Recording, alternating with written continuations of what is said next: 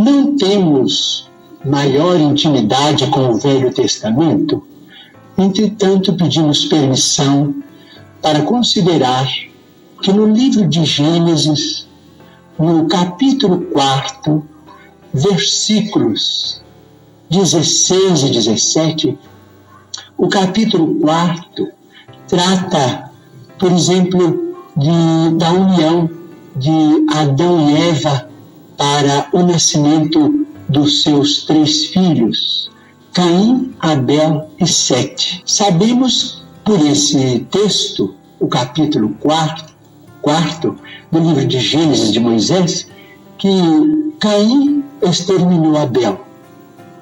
Entretanto, nos versículos 16 e 17, nós encontramos uma informação muito curiosa, a informação de que Caim, em se retirando da face de Deus, se dirigiu para uma cidade ou uma terra chamada Nod, onde ele desposou aquela que foi sua esposa e teve com ela uma grande descendência. Porque se Caim matou Abel antes do nascimento de Sete, mas casou-se numa cidade chamada Nod, onde encontrou a sua mulher, aquela que foi sua esposa, e com ela teve uma grande descendência, o assunto exige estudos especiais de nós todos. Porque, segundo a criação no jardim edênico, a família inicial teria sido constituída pelas 4 pessoas às quais se refere o nosso caro pastor evangélico, senhor Manuel de Melo: Adão, Eva e os 2 filhos primeiros do casal.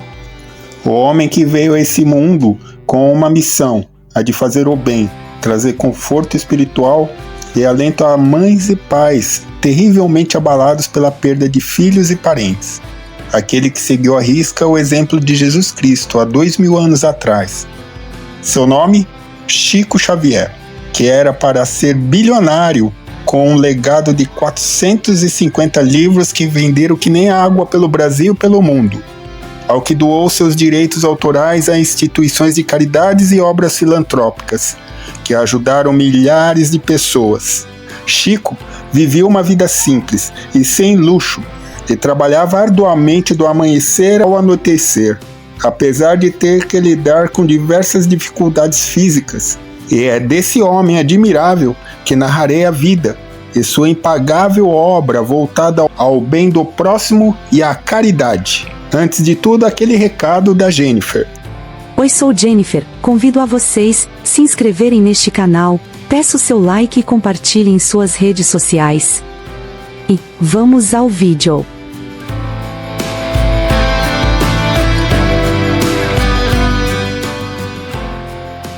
Francisco Cândido Xavier, nascido em Pedro Leopoldo em 2 de abril de 1910, veio a este mundo no seio de uma família modesta. Seu pai, João Cândido, era um vendedor de bilhetes, e sua mãe, Maria João de Deus, era lavadeira e extremamente católica. Aos 8 anos, Chico recebeu uma menção honrosa em um concurso estadual de redação e confidenciou ao seu professor que escrever aquela redação sobre o centenário de independência do Brasil, texto esse que fora ditado por um homem do outro mundo, entre aspas. A mãe já havia morrido quando ele tinha 5 anos e frequentemente dizia falar com o espírito dela. Seu pai logo se casou novamente, mas ele foi morar com a sua madrinha, Rita de Cássia, que era descrita como uma pessoa cruel e sádica. Chico e seus irmãos sofreram nas mãos dela. Ela vestia ele de menina para humilhá-lo e batia por qualquer pretexto. Alegava que ele tinha o diabo no corpo. Então Chico começou a evitar comentar sobre o que via no plano espiritual. Logo saiu das garras de sua madrinha e foi morar com o pai e a madrasta, Cidália Batista, que morreria em 1931.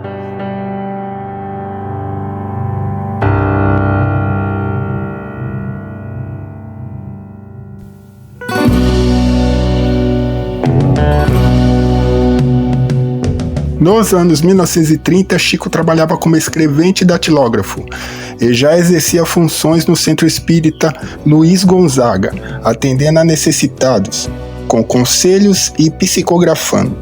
Desde suas primeiras obras, Chico teve parceria espiritual com espíritos a qual atribuía suas psicografias: Emmanuel, André Luiz, Humberto de Campos, entre outros. E sempre declarava ser ele apenas o elo entre o que queria dizer o mundo espiritual ao mundo material, com noções de bondade, ajuda ao próximo, amor a nossos semelhantes e a resignação diante das dificuldades da vida. Em 1944, escreveu o livro Nosso Lar, que se tornou um clássico da literatura espírita brasileira. Nesta obra, ele narra o desencarne do médico André Luiz e suas experiências na colônia espiritual Nosso Lar. O romance destaca questões acerca do sentido do trabalho justo e dignificante, e da lei da causa e efeito, a que todos os espíritos estariam submetidos. Nosso Lar tornou Chico Xavier um homem mundialmente conhecido. Tão grande foi seu impacto sobre as pessoas.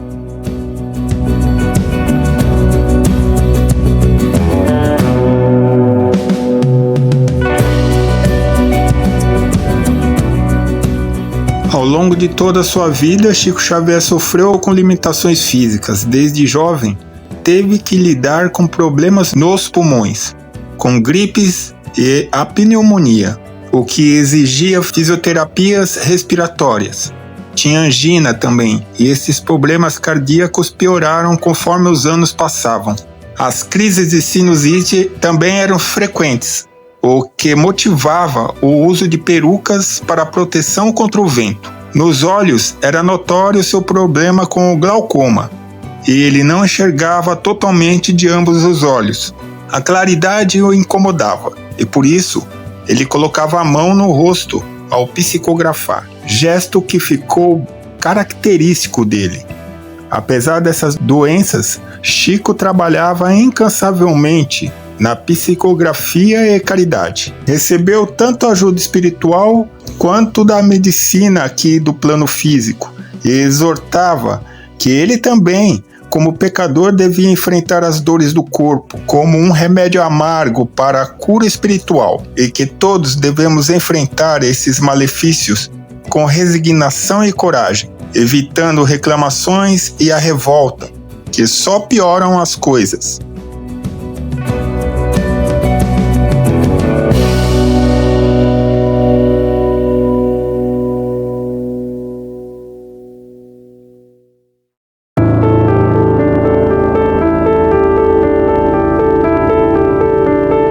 Nair Belo, atriz e humorista brasileira, sofreu uma grande perda. Seu filho Manuel Francisco, em 1975, com apenas 20 anos de idade, falecera em um acidente de carro. Foi uma perda dolorosa que só uma mãe que perde seu filho em tais condições pode descrever. Foi então que buscou amparo na espiritualidade.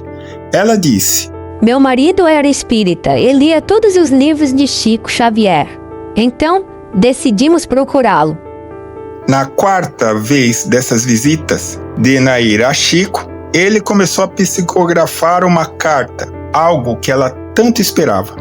E ao ler, ficou comovida em especial pelo trecho na qual seu filho relembrava quando jantavam os dois juntos e que ela combinava passar o Natal em Limeira, ao que ele lhe disse: "Não vou." Mas era brincadeira dele, escreveu ele na carta. Porém, ele morreria dias antes desta viagem. Veja o vídeo em que ela narra o fato.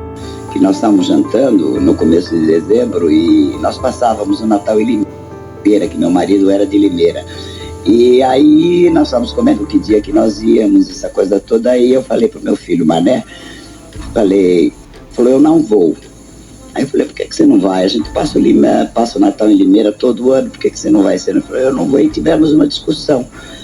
Aí meu marido falou, não sei o que, aí acabou a discussão, uma discussão assim, vai, não vai, vai, não vai. Eu falei, bom, vamos esperar até dia 25 para ver o que você resolve.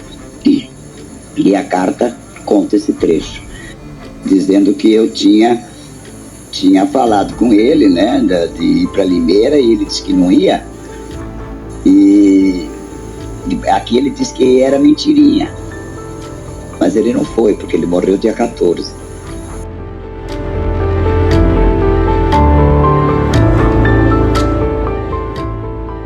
Chico Xavier nunca se casou, dedicando-se integralmente ao espiritualismo. Portanto, viveu uma vida celibatária. Acolheu em 1957 um órfão de pai, que na época tinha 8 anos, Eurípides Humberto Higino dos Reis, que foi criado por ele e a qual considerava filho do coração, mas a adoção legal nunca se concretizou e ele nunca demonstrou a intenção de fazê-lo. Morou com Chico até sua morte, e o legado de cuidado e proteção da imagem do médium ficou aos cuidados dele, Eurípides.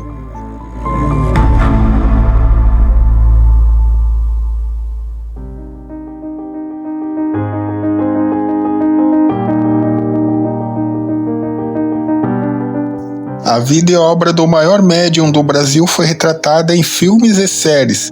Eu destaco aqui o filme Chico Xavier, de 2010, dirigido por Daniel Filho. Teve uma atuação elogiada do ator Nelson Xavier, que captou com realismo o famoso personagem. Em As Mães de Chico Xavier, de 2011, se inspira em histórias reais de mães que encontraram conforto e esperança nas cartas psicografadas por Chico de seus filhos falecidos, mostrando-lhes que a morte não é o fim de tudo. Em séries e documentários, eu destaco Chico Xavier, a série de 2023, disponível na Disney+, onde traz depoimentos inéditos sobre Chico. Em Quando Lembro de Chico, de 2018, apresenta sua trajetória sob a ótica de amigos e familiares que conviveram com ele. Esse documentário está disponível aqui no YouTube e Amazon Prime. Em outro documentário de 2022, Chico para Sempre aborda acerca de suas vidas passadas.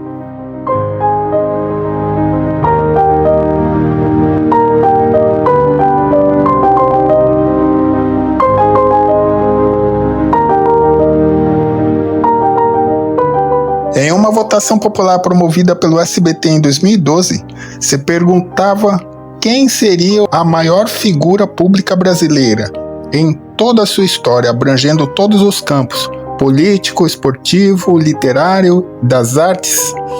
Essa votação popular foi feita pela internet e SMS durante o programa O Maior Brasileiro de Todos os Tempos.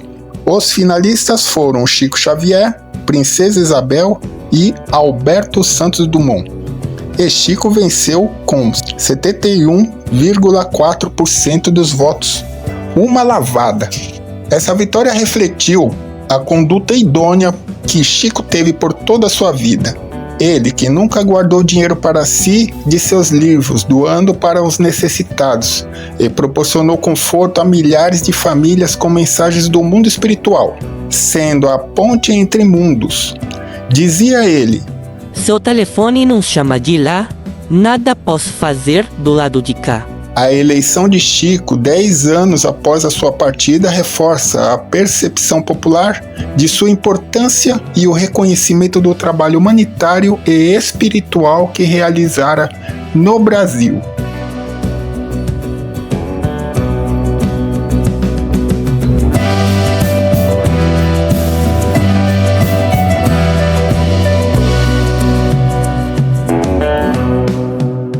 A saúde de Chico ia se esvaindo ao ponto dele ter de parar de psicografar em seus últimos anos, e seu desencarne ocorreria por problemas cardíacos em 30 de julho de 2002.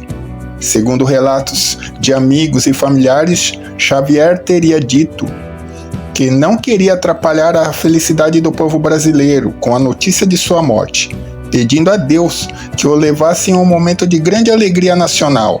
E seu desejo foi atendido, pois justo naquele dia, do outro lado do mundo, na Coreia do Sul, a seleção brasileira venceria o Mundial em cima da Alemanha por 2-0.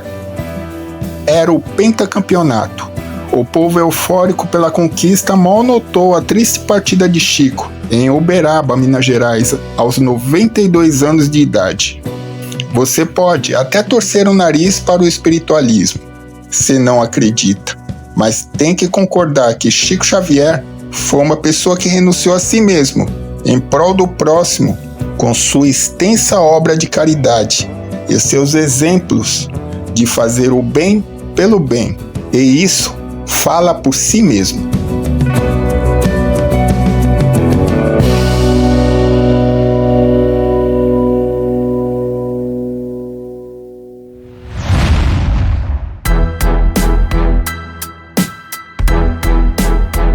Olá, gente, tudo bem? Então essa foi a história aí, um resumão aí da vida de Chico Xavier, considerado aí em pesquisa como o brasileiro mais importante na história do Brasil. E eu chamo a atenção para um fato curioso, que quando ele estava no hospital, lá em Uberaba, e desencarnou, da janela do quarto dele, que ele estava internado, foi filmado uma figura não, tipo uma névoa branca, saindo assim, rapidamente. E os espiritualistas ligam esse fato ao desencarne dele, né?